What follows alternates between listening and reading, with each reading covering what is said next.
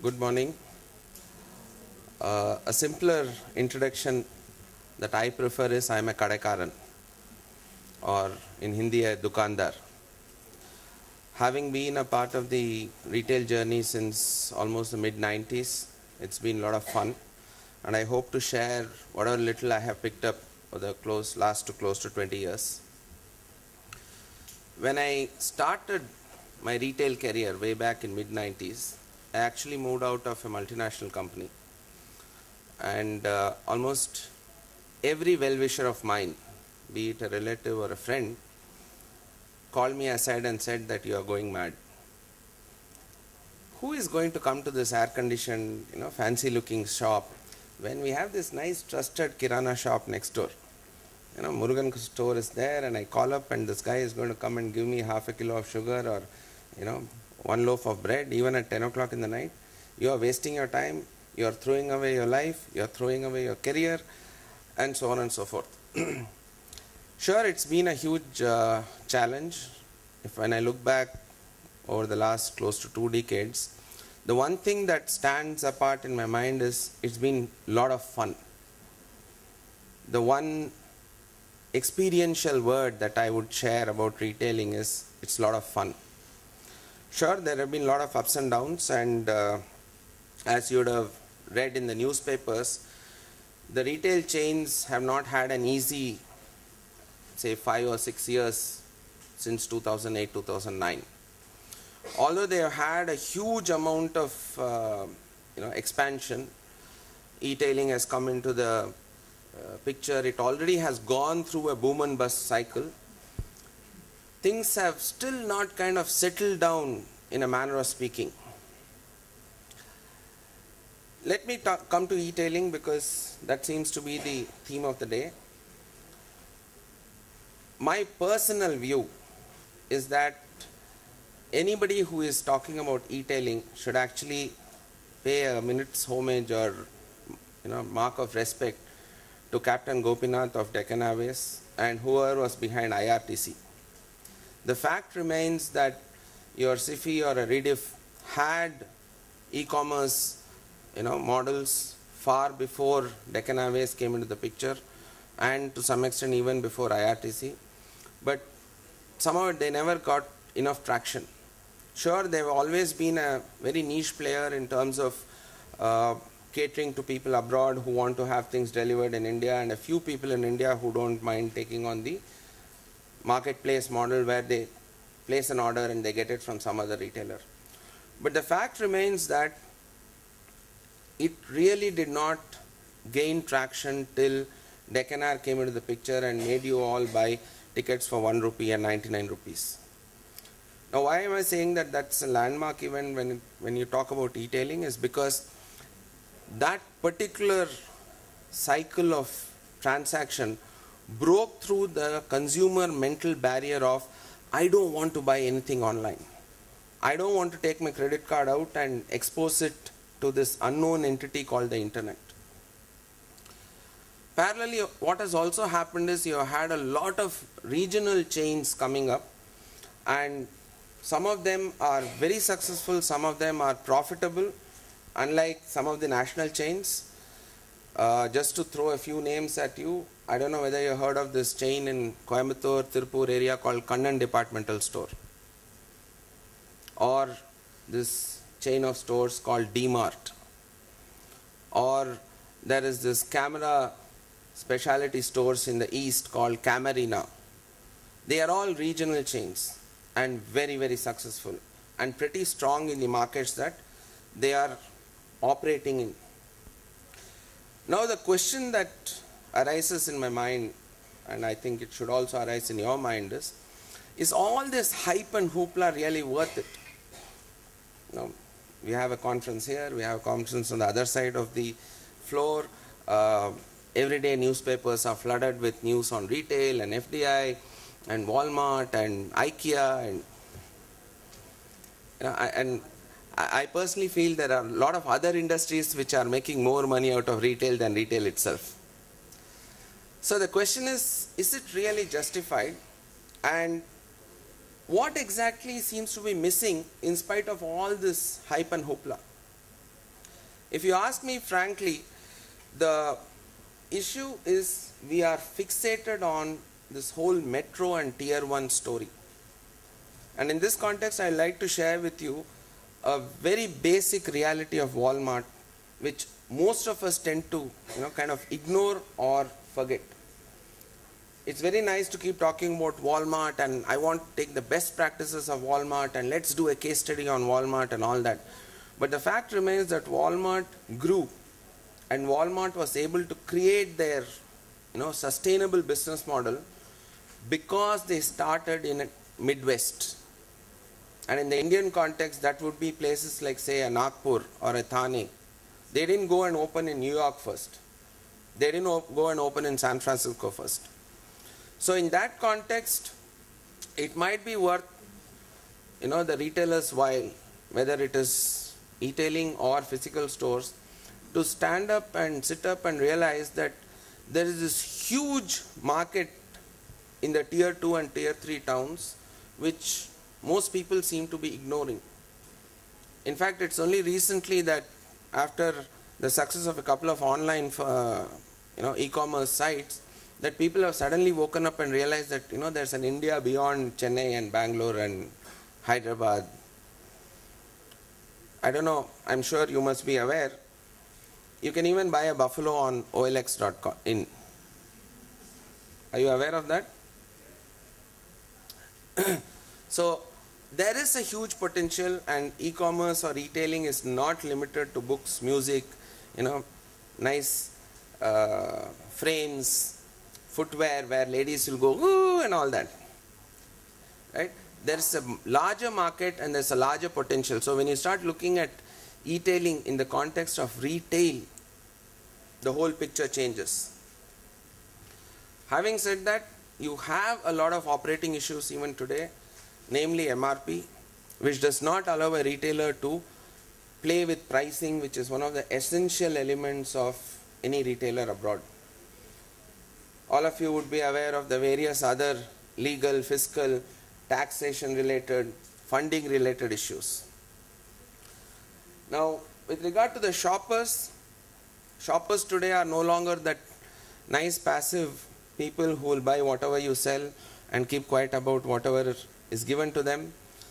If they are not happy, the next second you see tweets flying and Facebook posts and blogs. So retailers better be careful. And that is giving rise to a whole new breed of shoppers who are more demanding.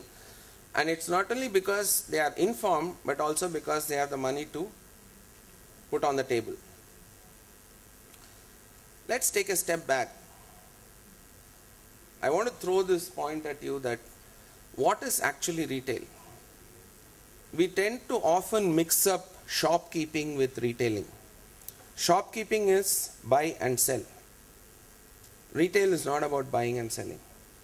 When you're talking about retail, you're talking about giving a lot of value-added services or products and therefore creating your own distinct value proposition, which is what your brand is. Now, who is going to pay for it? Can you ask your customers to pay for it? Which was a mistake that a lot of supermarkets did in the late 80s and early 90s. Even in Chennai, you had a chain called Haritas which had opened up. Stop and Shop or Shop and Stop something. Not to mix up with the current Shop and Stop. The problem was they had a beautiful store, air conditioning, bright lights, everything. And every product inside the store was at least 20% costlier. Naturally, no customer went there. So who is going to fund the value proposition that you are going to give to your customer is the question. A smart retailer gets money to fund this value proposition by aggregating volumes and managing the supply chain. So if I am going to draw a simple differentiator with regard to shopkeeping and retailing, shopkeeping is about buying and selling and being happy with what you get. Retailing, on the other hand, is about trying to aggregate volumes by creating a value proposition and then generating value out of the volume aggregation and by managing your volume in a most effective and efficient manner with regard to supply chain. A retailer should always remember the customer will not pay for your value proposition. So the key question is, in today's context, we saw some time ago, you have national chains, you have regional chains, you have online businesses which have taken off. The question is, are they actually aggregating volumes? You take some of the largest operators, mass merchandise operators, supermarkets, hypermarkets, they still end up going and buying from the wholesale market. That's not aggregating volume. That's not supply chain management. And maybe that is the main reason why they are all still bleeding. So then it's a chicken and egg story. How do I get this volume? And the obvious route that most people have taken is open more and more stores, start an online venture, hoping that people will buy and therefore I will aggregate volume. Like I said, it's a chicken and egg situation. So where do you start and where do you end is the biggest question. And a lot of retailers tend to get mixed up in this scale and therefore I can unlock value game. A good retailer, and again I go back to quoting somebody like say a Walmart or an Amazon.com, if you are to actually trace the history of their startup and growth, they have always taken matching steps, which has been the secret of their success. Walmart did not go and open 500 stores overnight and then say, okay, now I'll go and aggregate volume. It was always matching steps. And that is essentially the secret of success. Now with regard to the online, I often read, in fact recently there was a news article about how certain online sites would like to explore the marketplace model. And it was quite amusing to read that they are doing it because it will enable funding. Now the question is, in the Indian context, marketplace model has been always existing. And I'll tell you a small incident. Like all of us, I have this nice little medical shop. You call up and you tell them, he'll get you anything. In fact, my kids joke about him. He says, Appa, one day you call him and tell him I want to buy a helicopter, and he'll say, sir, in half an hour I'll get it for you. Because that is how he operates. Just recently, the doctor prescribed some medicine and we called up and he said, Irka sir, you come. So we landed up in the shop. He said, please wait. He's just gone to get it. Where is this boy gone to get it? From another store 3 doors away. What is it? Marketplace model. So the question is, if as a consumer I can access this marketplace model using my phone, why should I access it using the internet? Especially given that I have to log in and half the time my broadband itself doesn't work, and my broadband with all its 8 kbps, 9 kbps stated speed actually crawls like a tortoise. So which is the easier option for me as a consumer? Where am I getting value? And that's the question. And like I said earlier, if any retailer does not have a clearly defined value proposition, they are not going to survive. And the larger question is, who are you going to go and ask for funding that value proposition? And in that context, how long will a VC or a PE fund your value proposition? End of the day, the VC or PE is investing their money, hoping that your value proposition will start giving returns on investment. How long will the VC or PE go on funding something where the value proposition inherently has a weakness? And that is a big question that I would leave behind for all of you to ponder about. This is particularly tough because today's shopper, like I said, has evolved, and they are definitely not an easy breed to manage. The shopper today is extremely value conscious, and here I'm not talking about price. When I say value, it could be anything in the overall mix. It could be in terms of assortment, the choice, the quality, the price point, and not price. Because as a customer, I'm actually not bothered about the price, because in my mind I always have a approximate price to quality equation which is running in the back of my mind. So customers today are extremely value conscious, and the fact remains that with more and more of technology and more of supposed tools to help our life, the reality is our life is becoming more and more complicated. And I'm sure anybody who has recently purchased, say, a smart TV or even a smartphone would understand what I'm talking about. You spend close to a month trying to figure out how to use that damn thing.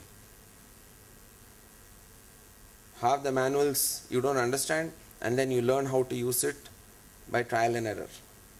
Is it any wonder that Apple continues to dominate some of these spaces?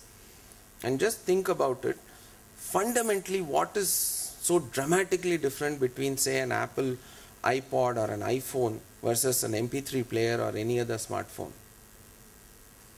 The differential boils down to the user interface. How easy is it for me to operate that device? As a customer today, I am no longer only talking about the device. We are trying to juggle far too many things. A lot of it is our own making. We create our Twitter handles and then we want to post all the time. Then we create a Facebook profile and then again we want to post all the time, and so on and so forth. Plus we have our day-to-day physical responsibilities. Kids have to be taken to school and we have to go to office, earn some money, and then so on and so forth. So anything which helps me simplify my life. And in that context, I'll give you a quick example. If some of you are aware, you will be able to recollect what I'm talking about. Tesco in Korea tried out a very interesting, innovative experiment. They were operating under the brand name called Home Plus. And they had a challenge. How do I take on the market leader? When they figured out the consumer behavior, they realized that the biggest hassle or the biggest headache for the consumer was lack of time, and the fact was grocery shopping was such a pain that I didn't want to actually go and waste time, but then I don't want to go hungry, so I don't have a choice. So what did they do? They printed out digital photographs of their shelves and pasted it on subway station and backlit it. Customers could go, take their smartphone, scan the QR code, place the order. And this is where I talk about value. Value is not only about that. Value is about the fact that it was delivered by the time they reached home.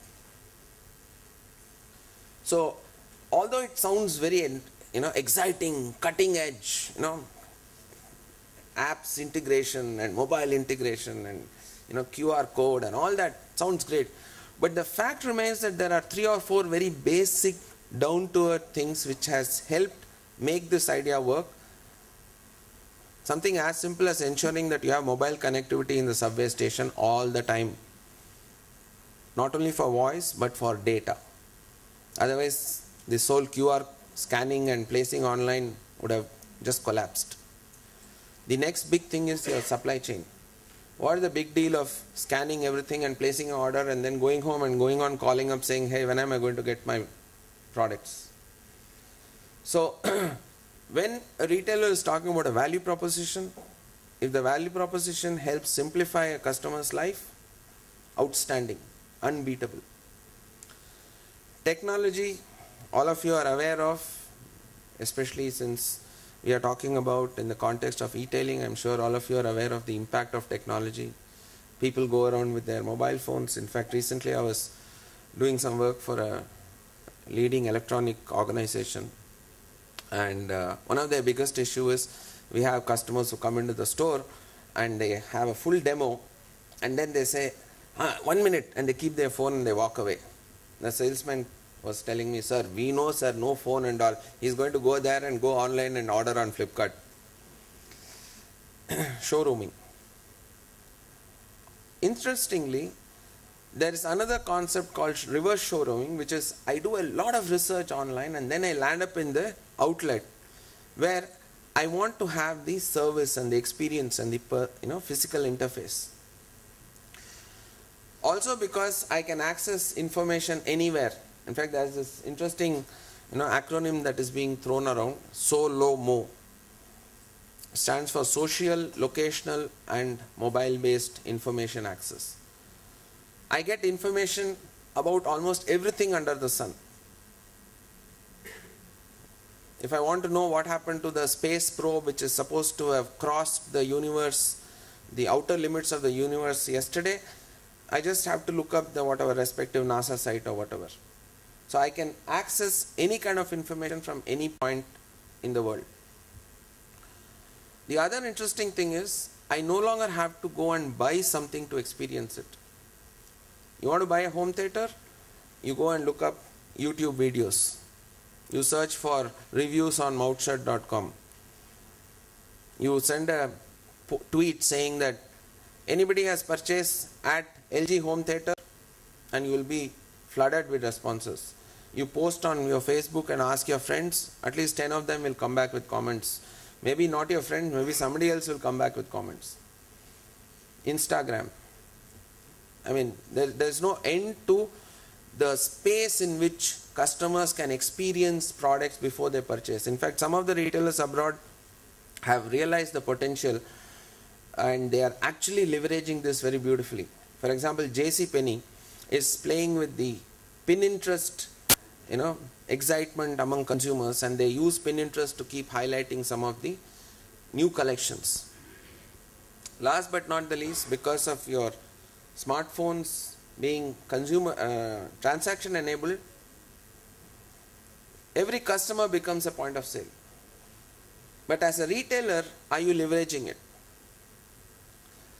Mass customization, I'm sure all of you are aware of this. And increasingly with eTailing, this will become a primary requirement. When I walk into a mass merchandise store, to a large extent psychologically I know that I am a part of the crowd. But when I am logging into an online e-commerce site and I am putting my name and my password, I expect you to know me. I expect you to do things for me. And that does not mean only throwing up, "Welcome Mr. Rajesh, nice to have you." Means nothing. Getting a nice email on my birthday which is templated used to be nice 10 years back when people didn't know anything called as mail merge. Today everybody knows about mail merge. So how are you actually going to do this whole customization and what I call as detailing for the consumer, the shopper? Interestingly, the reverse is, although I want to customize, I am also increasingly influenced by my peer pressure and the larger group influences. And the funny part is, it's no longer limited to my city, my college, school, my friends, my office. Great example is this iOS 7. Day for day it was brought into the market. And yesterday, most of the Facebook posts or Twitters were how iOS 7 was not easy and was not able, people were not able to configure it, and how can I do this, how can I do that, how can I configure this, can somebody help me? Global impact. So as a retailer, you can't look at your consumers only in the context of Chennai or India or Asia. So if I'm going to leave you with some thoughts, the way forward would be relook at the way your business works. The business model cannot be business oriented, it has to be customer oriented. There's this cliche quotation which says, take care of your customer and the customer takes care of your business. Unfortunately, we keep forgetting that we take care of our business and expect the customer also to take care of our business. Increasingly, they are moving into data oriented organization, accepting that most organizations, trust me, don't know what to do with the data they are collecting. It's increasingly fashionable to give out loyalty cards. Here, have one card. Put your name on it. Now what do you do with all that data? especially in the context of e-tailing. You're actually, anybody who is in the e-tailing space is sitting on a ton of data. Is anything being done with that data? And that would end up being a key competitive differential. The fact remains that as time goes by and industry matures, the cost of entry will keep creeping up. So in that context, it's nice that a lot of you are attending, and hopefully a lot of you will become entrepreneurs and start up your respective e-tailing venture. Having said that, the way forward is you will have consolidation, there will be shakeouts, and a lot of acquisitions and mergers will come into the picture. And because this whole transaction and consumer experience seems to be converging onto the mobile, you will have newer and newer formats, and a lot of them being multi-channel based. There the bigger issue is channel conflict. Day first day, a leading camera brand has officially announced that my camera cannot be officially, or these sites are not my authorized resellers. Again, I don't want to quote names in a forum, but you can look it up on the news. Why? Because there's a channel conflict. Way back in 2006, when we were opening eZone in Ahmedabad, all the brand owners, their distributors actually called us for a meeting saying we will not supply to you. Why? You are a part of the Future Group, and Big Bazaar is known for discounting deeply. We are afraid that you will discount and you will disrupt the market. So we actually had to promise to this room full of company representatives and distributors that no, we will not deep discount. Conflict. And this conflict is going to intensify because e-tailing inherently has a price advantage because of the cost structure. The question is, how much can you leverage only your price advantage? Because the flip side of price advantage is you will end up with channel conflict. The fact is, China has become so big because of global sourcing. And if you have been following trends, regional specialization or regional strengths will further evolve.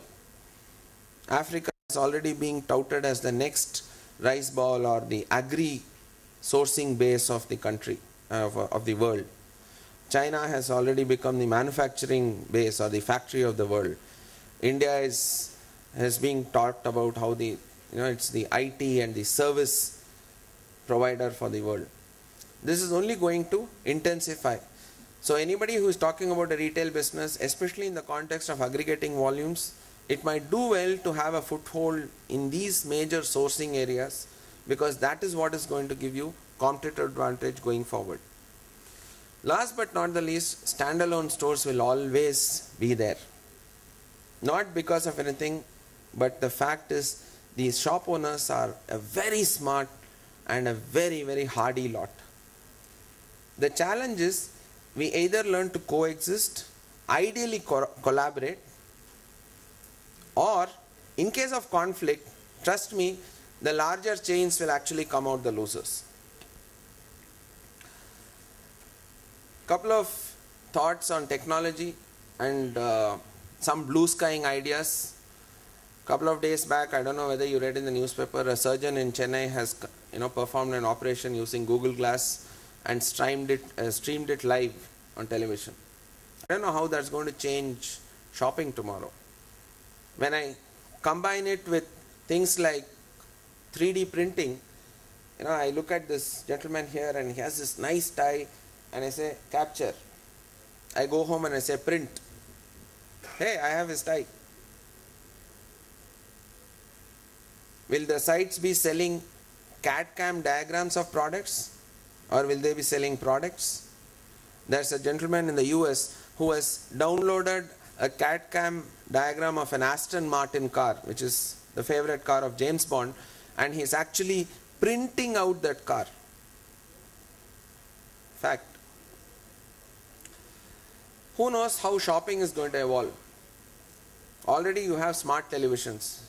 Samsung has this ad when this little girl is jumping into the television. What if the television actually jumps out? maybe 10 years, maybe 5 years, maybe 2 years down the line, you won't have a television lying in a corner of the room. You might have 3, projectors or lenses which beams a holographic image right to the center of your drawing room or your bedroom, where you'll have Shah Rukh Khan dancing next to your bed. So in that context, and given that television shopping is a big thing, who knows, somebody might beam a shop into your store, into your home, and you will go around touching the products and saying, let me buy this. Mobile wallet slowly is coming into the picture. Who knows, it might move into a cloud wallet where I don't need to recharge. I set limits. It's like an overdraft facility. I set limits, and it's backed by whatever, my bank account or my credit limit or whatever. I don't need to go around recharging and adding to the balance and all that headache. Lastly, data is no longer such a big deal. Even 3-4 years back, data was a big deal. Analytics were a big deal, with due respects to anybody in the analytics field. When I started my blog way back in 2009, for a lot of, almost till 2-3 years, all I could look up was how many hits I have had, and I would, get very excited. And then there was this nice site called Traffic Counter or something, where I logged in and I linked it to my blog, and then I could see maps of, people from where visitors are coming, the path that leads, what are the, keywords that is making them come to my blog, and so on and so forth. Today, I have linked up Google Analytics to it. Suddenly, the way I am handling my blog is in a completely different paradigm. So data by itself is completely meaningless. It's how you derive value out of your data. And if you kind of quickly look back, the underlying theme of whatever I've shared with you is about creating value, whether it is in terms of monetary value out of sourcing or value for the customer in terms of a value proposition. So I will leave you with this thought, which is almost like a motto of mine. Think like a shopkeeper and operate like a retailer. Why is that? Shopkeeper does not complicate things. Shopkeeper uses common sense. Retailer tends to manage things from a system and process point of view. And why this, ironical juxtaposition? You need to think like a shopkeeper, because that will help you take decisions which are grounded in reality. But there's a constraint. Shopkeepers always suffer from a constraint of scale, which is why act like a retailer, which is what will help you gain scale. Thank you, and all the very best.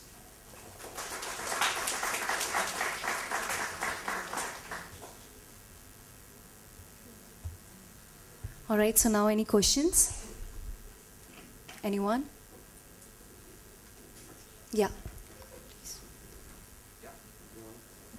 Yeah? You spoke about showrooming. Do you have any idea how to negate it? Two thoughts. One is, like I said, showrooming as a concept was a major cause of concern, especially in the consumer durable electronics, that space. Increasingly, people are realizing that showrooming is actually not a big thing, because reverse showrooming is happening. Now, having said that, if you are facing a showrooming issue, you need to realize why showrooming happens. Showrooming happens because I do not get enough value from your retail outlet. Whereas I perceive that I am getting a better value only from pricing. So it could be a function of the product that you are having, the range that you are having, or it could be a function of your service that you are offering. In that context, I'll give you an interesting example. Long ago, Spencer's had a consumer durable store, Spencer's Superstore in Spencer Plaza. It did not do discounting. In a context where in almost every consumer durable store that you go to, they will give you some deal, some offer, something, Spencer's would always say no. That's it, take it or leave it. In fact, there used to be this, joke saying, oh, Spencer price, which means, fixed and slightly premium. Yet, they had a very loyal base of customers and repeat customers, simply because when you went and purchased a product from Spencer's, the supervisor of that section or the duty manager in that area, in fact, I still remember the gentleman's name, Mr. Mr. Kodandaraman, not to mix up with the Vivek's person. Okay, he would give the number, his landline number. In those days, no mobile and all that. Landline number. Now, as a customer, I bought this fridge. I come back home and there's something wrong. I don't waste my time, chasing up with Samsung or LG or Videocon. I call up this person and say, sir, the fridge I bought not working. Trust me, the service guy will land up that day or maximum the next day morning. So the value I got out of that showroom or retail outlet was service, continuous enduring service. So even if I know that I'm going to get this product at 500 rupees or 1000 rupees cheaper across the street, I would rather go there. So the only way to combat showrooming is to clearly give a better value proposition. Yeah. How do you deal with the first time client? Because this one could be like customer that you've engaged with, because he knows how. Sure. What about the first time? See, value proposition is something that has to appeal to a person whether they are the first time or a repeat customer. Just a couple of days ago, a group of people wanted me to give them inputs on how to map ideal locations for a music school. So they were trying to, come up with a lot of ideas. I asked them a simple question. What is the core value proposition of your school? If the core value proposition of your school is to help your children become contestants or participants in Super Singer, you keep the school in, Mahabalipuram and people will still come there. Whereas if your value proposition is art or a recreation or some value add extracurricular activity, then convenience becomes the value proposition. Then you better go and plonk it in the middle of the most densely populated residential area. Right? So value proposition has to be relevant to the first time customer, to the repeat customer, to a lapsed customer. That fact cannot change. Standalone stores, you mentioned, will last even after the e-commerce business. It doesn't apply positively in the US. Standalone stores have disappeared. Not at all, sir. Because I'll give you a tangible reason why they have not disappeared. I'm sure you are aware of this format called cash and carry. Cash and carry formats are nothing but wholesale formats. India, you have your Paris corner and Saukarpet and all that, which is the wholesale. Abroad, you don't have a wholesale market in a manner of speaking. Cash and carry formats are doing the function of wholesale. Any country where there is a cash and carry format, you can be assured that standalone mom and pop stores exist. Because if they were not there, cash and carry would not have business. So if cash and carry exists, standalone stores remain. Is that what you're saying? In a manner of speaking, yes. Yes. Then if, let us say, India transforms from cash and carry to an card, smart card-based business, then it will not exist. Okay, I think I need to clarify this a bit. When I say cash and carry, I'm not talking about the payment mechanism. Let me give you the example of Metro. I don't know whether you heard of this name Metro or the wholesale store or the Bharti Walmart's cash and carry, best price wholesale. That's a format by itself where they allow only people who run businesses to come in. So I cannot go and become a member and shop there. Whereas if I have a retail outlet or if I have a hotel like this, I can go there as a representative of the hotel or a representative of that business and make my purchases from such a wholesale store. So these formats, for example, Sam's Club is a cash and carry. So those formats exist because of these small businesses. And on a lighter vein, A large part of the Gujarati population in America survives on these standalone outlets. Yeah. Time. So last two questions.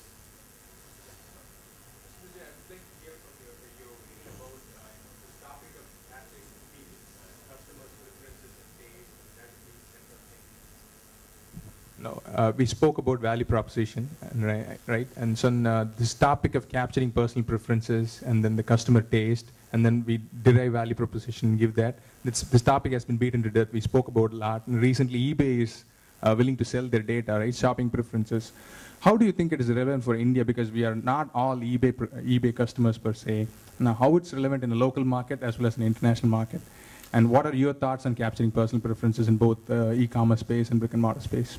Okay, let me answer in two parts. One is with regard to purchasing data or spending money for data. My personal view is, sure, it has a value because any nice report, especially with some big name written on it, helps me convince investors and VC funds and my board of directors. Now, having said that, if you really want to know what your shopper or what your customer wants, go and stand in the shop floor for 2 hours or 3 hours, at least 10 days in a month. You will know much more than any report that is generated, right? Let's come to the point that you have specifically mentioned in terms of selling of data. Sure, what do you do with the data? That is a bigger question. You go to Ritchie Street, they give you, CDs with enough telephone numbers and, email IDs to keep you sending spam for the next 10 years. The question is, what do you do with the data? If you are, I'm not talking about only database marketing. Even assuming you are going to buy shopper marketing, shopper profile, shopper, it slices and dices every possible way. The question is, what are you going to do with the data? See, it's nice to buy, shopper research and analytics and sit on it. What are you going to do with it? In fact, that is one of my biggest grouse or counterpoints for anybody who says, I want to go and invest on CRM. Great, it's a brilliant idea. The question is, what are you going to do after you give a loyalty card? You answer that, and then it makes sense to talk about investing 3 to 5% of your sale on a CRM program. Giving a loyalty card is not the be all and end all of shopper analytics or CRM or anything that you call. Yeah? So this question is about marketplace model. Marketplace model sure has an edge over the inventory own model and in terms of value proposition, in terms of inventory. But during your talk, you were a bit negative about the marketplace model. Can you explain it a bit more? Okay, let me clarify. I was not negative about the marketplace model. I was just pointing out that the marketplace model has been in existence in India for a long period. Long before internet came into the picture. Okay, it's a question that I'm putting forward for all of you to think about, which is marketplace model sure has advantages, but does it have a sustainable, viable, competitive advantage in the context of the Indian environment? And for your information, the retail density in India is 1 for every 100, which means for every 100 people in India, you have a retail outlet. A marketplace model might work in two scenarios on a sustainable basis. One, when my retail density is very low, which is say European Union, I have 2 outlets for every 1,000 people. 2, where I am connecting marketplaces which are completely inaccessible or cannot be approached at all. So if I am talking about a marketplace model where I can online log in and I get saffron from Jammu and Kashmir at the best possible price within 24 hours, then yes, that's a great marketplace model. Where uniqueness of the product is giving value proposition. But if you are going to try and do a marketplace model for the mass merchandise products, then my question to all of you, or thought that I would like to leave behind is that value proposition sustainable? That's all. Yeah? So I'll then take leave of you. Thank you.